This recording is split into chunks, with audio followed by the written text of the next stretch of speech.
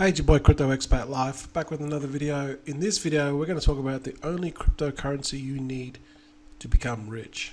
So let's roll that intro and let's get into the video.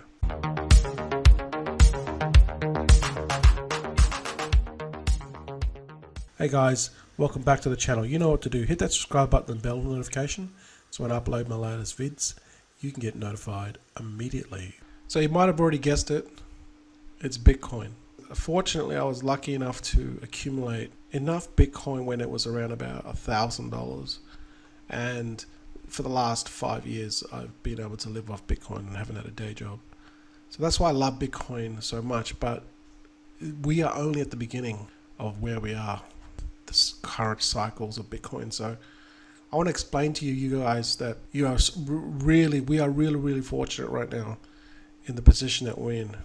And even though Bitcoin's like 17 something, it went up today a little bit, it's still so early.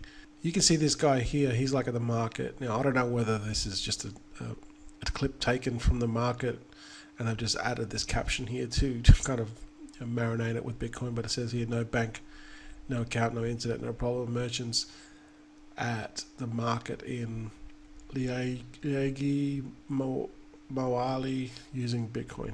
Okay, so maybe that's true. I don't know. Look at their phones. They're so ancient. How can they send Bitcoin on those phones?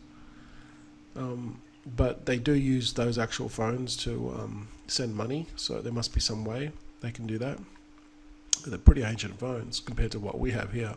If we go and have a look at the Bitcoin cryptocurrency market here on CoinGecko, Bitcoin's number one. It's number one there for a reason. I'll explain in a second. We're just going to have a look at the chart here. It's up today, actually 2%, 17.3, which is good. Bitcoin was hovering around 16.5. Just a couple of days ago, it's gone back up, but it'll go up and down. So you really have to have a long-term strategy, and I've mentioned this many times. So the properties of Bitcoin, what makes Bitcoin so special? Well, first of all, before I say this, and you can see all the properties here, I want to mention that all this stuff that is happening right now in crypto, that has happened this year, with Celsius Network, with BlockFi, with obviously recently with Luna, and now with FTX, and every other shitcoin, and every other scam, and every other BitConnect, and every other OneCoin, all these cryptocurrencies have violated these properties of Bitcoin. Okay, some of them aren't even permissionless. Some of them don't even have a blockchain. They're not even trustless. So that you don't need a intermediary. You can just send it directly, and your money, the amount of Bitcoin that you send to another person will be right on the blockchain. There's no risk of double spend. That's what trustless means. And you don't need a third party in between or centralized entity to verify those transactions. Okay, it's fungible, so you can exchange it with many other different cryptos, and as well as many other different assets. Okay, you can buy with Bitcoin now. You can buy houses with Bitcoin. The thing with Bitcoin is it's portable. This is probably one that I didn't put in there. It's portable, and that's the difference between Bitcoin and gold. Gold is not portable. You can't just take up $1 million worth of gold and just take it with you on the person and then go somewhere else. With Bitcoin, you can have $1 billion worth of Bitcoin and have it on a USB drive, and no one will ever know. You can't do that with gold. Imagine you were carrying around $1 billion worth of gold. First of all, you'd need a massive truck convoy, and then you'd need an even bigger convoy with security. You can just walk around with a USB stick with $1 billion worth of Bitcoin if you had that much, and no one would ever know. It's also divisible by 8. You don't need to have one Bitcoin. You just need to start. So you can have 0.01100000011. It's divisible. So when people say, "Oh, I can't afford one Bitcoin," well, you don't need to buy one Bitcoin. One Bitcoin's 17,300. All you need to do is it's divisible by 8, dude. Okay? So you can go and buy 10 cents worth of Bitcoin, or $1 worth of Bitcoin, or $10 worth of Bitcoin. You don't need one Bitcoin. So it's also private. You don't know who has this Bitcoin. unless you can track the wallets and the IP addresses, and that's what law enforcement is doing now. But on the whole, it's private. It's immutable. So immutable, that basically means that once transactions are made on the blockchain, they can't be altered. All right, so then that's the beauty of the blockchain, that after it's verified, can't be changed. And this is all transparent as well. This is probably another one I could have added, is transparency. Okay, and then last one in this list is obviously it's decentralized, meaning again you don't need to have a third party in between like a bank to verify the transactions. It's completely decentralized, and it's spread all over the world on multiple different nodes, and it's mined all over the world with thousands of different computers, ASIC machines. So again, going back to what I said before, these cryptocurrencies and shitcoins and NFTs and scams, they all violated one or many of these principles of Bitcoin. And that's why they're not around today. They're just money grabs, and they're not concerned about the cryptocurrency and Bitcoin and what it stands for. All they're worried about is filling their own pockets. So here, there's the Bitcoin halving. If you're not familiar with this, every 4 years, Bitcoin by default will halve itself, and every 10-minute block it halves the amount of Bitcoin that has been produced. So it literally is deflationary by nature. And the next one will be 2024. So that's fast approaching, and we're only 2000. It's almost Christmas, and it's December 2022. It's going to be 2023 next year. So we're fast approaching 2024. So here, 2024 says here around about March, which is about 13 months away. That is so fast coming. The block reward is going to be reduced to 3.125. So every 4 years. So currently it's 6.25. Then in 2024 it'll reduce to 3.125. Then in 2028 half of this again, so 1.56 whatever that is. And then 2032 it'll be half of that again. So can you see how this is producing less and less Bitcoin per block every 4 years? And this is the deflationary nature of Bitcoin. So some people say you can't buy a cup of coffee with Bitcoin, you can't use it for anything else. It's just a store of value, the fees are too much. Well, they're not aware that there is currently a layer that sits on top of Bitcoin that I've been working on for many years. It's called Bitcoin Lightning. And Bitcoin Lightning sits on top of Bitcoin, and it allows pretty much free fees and almost instant finality with your Bitcoin. So I recorded a video and I did a small test, so let's go and have a look at that. So how fast is Bitcoin Lightning? I'm going to open my wallet of Satoshi wallet here, and then I'm going to go receive. I'm going to copy my wallet address, and then I'm going to go to Bitcoin Beach, which is another wallet address. Then I'm going to paste my wallet here, click next, and then I'm going to send myself 1 cent or 58 Satoshi. I want to see how much it costs and how fast this is. So let's go next and click next. So it's going to cost me 0 stats, the fee, so 0 Satoshi to send it, and I'm going to send 58 Satoshi, which is 1 cent. So let's see how fast it takes. Confirm, sent. Let's go to, there it is already. Oh, there it is there.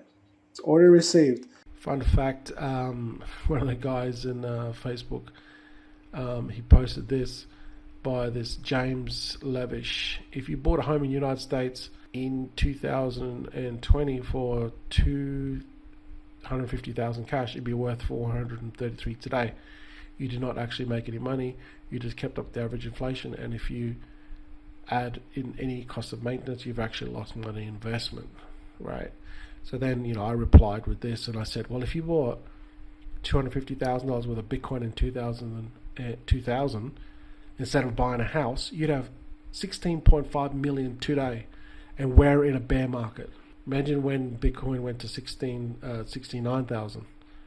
You wouldn't have 16.5 million. you'd have something like 60 million. Your 250,000 would turn to 60 million. All right. So this just goes to show you, people that are interested in real estate, go knock yourself out. There's no way I'll put money in real estate. I mean, I have real estate, but my money's in Bitcoin. Also, another thing didn't really come to my attention until I watched a really good podcast on it, and is the transfer of energy and how Bitcoin can be used for the transfer of energy. So basically, you could be producing Bitcoin and have the electricity of like 10 cents. So you mine Bitcoin and then you have this Bitcoin, right? So that amount of energy that you mined, that you used, has been transferred digitally into a currency that represents XYZ amount of Bitcoin. Then you can then go and sell that Bitcoin on the open market, right, for money. Okay, so that energy is just translated to money. Then someone else across the world which doesn't have cheap electricity, so just say you have 10 cents electricity, then you would sell it for 15 cents. So you make a profit of 5 cents, okay, per kilowatt hour, all right? And then that other person that has their electricity is currently really, really high. Apparently in South Africa, their electricity is really, really high. It's something like 20 or 30 cents per kilowatt. They can actually then go and buy that Bitcoin that you mined for 10 cents a kilowatt, right? And then you're obviously going to sell it for 15 cents a kilowatt. So they'll be buying it for 15 cents a kilowatt. Then they buy it off you for 15 cents a kilowatt. Then they could just actually sell that Bitcoin and then use that money to then buy electricity. You could use this same model for solar as well. Solar would be even more effective. So the transfer of energy is something that I didn't realize, but you can now do to actually achieve that through Bitcoin. And lastly, I want to mention freeross.org. So this is a guy that you might be familiar with him. His name's Ross Ulrich. He was basically the creator of Silk Road, okay? And this is him here. And he's been in prison for 3,343 days. Basically, he got 2 life sentences, 40 years. But basically, he's going to rot in jail, okay? And the reason why he's there is because he created Silk Road, which was basically a platform that then people used to transact on the website. And they could do it autonomously with Bitcoin. And then obviously, it grew to drug dealers will be selling illicit drugs on Silk Road as well as everything else. People could get fake IDs. They could arrange to be people get assassinated and child pornography and just really, really bad stuff, right? But here's the thing. He basically is going to get this life sentence. And yes, okay, he bears some responsibility for letting this go on. Because I don't think initially he started the website for this to be, to have this illicit drugs be sold on there and everything bad that came along with it. So he does bear some responsibility for that. But the drug dealers that have been caught for selling drugs, they actually serve their time. Some of them already served their time and are already out. He's still in jail. So yeah, he doesn't admit that he's wrong for creating this website that had drugs, they were selling drugs and all this illegal activity on. But I think that, me personally, I think that it is wrong that he's got 2 life sentences and people that had killed other human beings are actually got lighter sentences. He's never killed anyone and he's serving a double life sentence. So you can come along this website, Free Ross, and you can sign this petition if you want to. If that's something that you want to do, feel free to do it. But I'm just bringing it to your attention because I just feel that there's a great injustice happening right now. And he's probably served. He's probably done his time. He's already done 10 years. He's done his time. But this is how screwed up the law is now, and how Congress and these political puppets are sitting on Capitol Hill to push these types of agendas. And he's unfortunately the recipient of it, in my opinion.